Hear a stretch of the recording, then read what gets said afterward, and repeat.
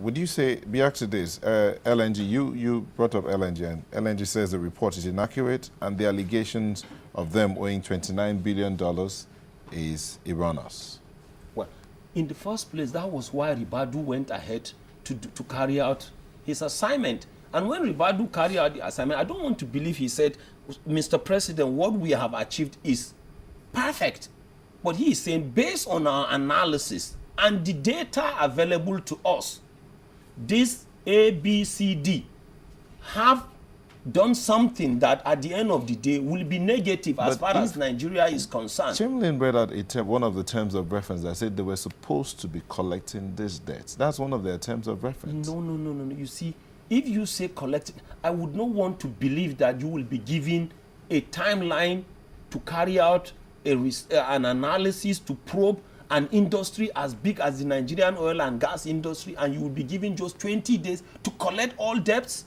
Something is wrong with that terms of reference. If that is what it is exactly, you can't do. To take all necessary steps to collect all debts due. You see, we are now talking about technicalities or semantics. When you say steps should be taken, what it is saying also at the end of the day is you can come up and recommend what you think should be the necessary steps to be carried out, not you exactly taking. Okay, I remember like one recommendation they came up with. They said NNPC should be scrapped.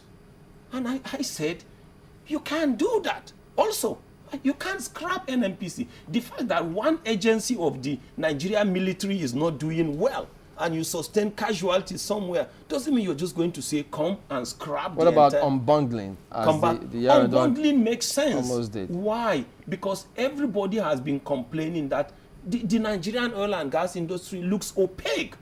And that's why some of us are saying, pass this PIB, regardless of its limitations. Why? Because when people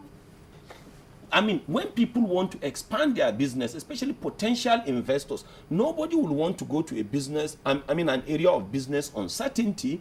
Definitely you can't do that.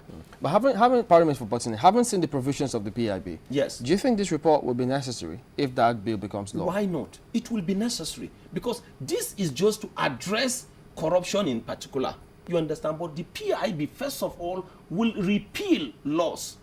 1969 Petroleum Act is damn too obsolete.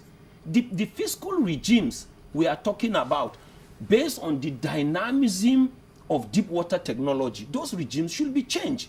Production sharing contracts and agreements are supposed to be modified. You do it everywhere, right? And like if you unbundle the petroleum sector, the NNPC, definitely that transparency, that thing that keeps people, international investors from coming in, will be made more transparent. And remember, people are saying, but other companies, other investors are already in Nigeria. Remember, there is, even in investment, there is what we call debt and equity. Okay, so, but again, I always butt in once in a while. Now that this has been submitted, you heard the president say, well, you could submit a minority report.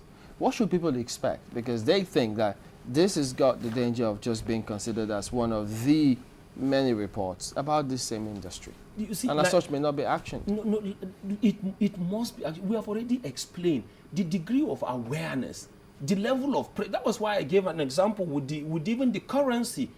In the case of that one, it has been approved already by the presidency, but Nigerians said no. Reverse this thing. At least at best they have KIV that, right? At the beginning of this year, all we were hearing was deregulation of the oil and gas industry, deregulation. Some of us were saying, domesticate. You understand? Local production, local refining. 2 or 3 weeks ago, the president for the first time, has been saying, but I heard it for the first time, him saying that if we don't stop importing petroleum products, some of us who are leaders, when we die, we see Nigerians going to our graves and say, you didn't lead us right. And even despite, I can tell you, despite the disaster, natural disaster of the flood, for the first time we had our president saying, we will soon make sure we do what? Stop the importation of rice. So who will say Nigerians are not putting pressure? Who will say people are not listening? That's my take. I may be wrong, but that's why we are Nigerians. That's why the diverse views are necessary.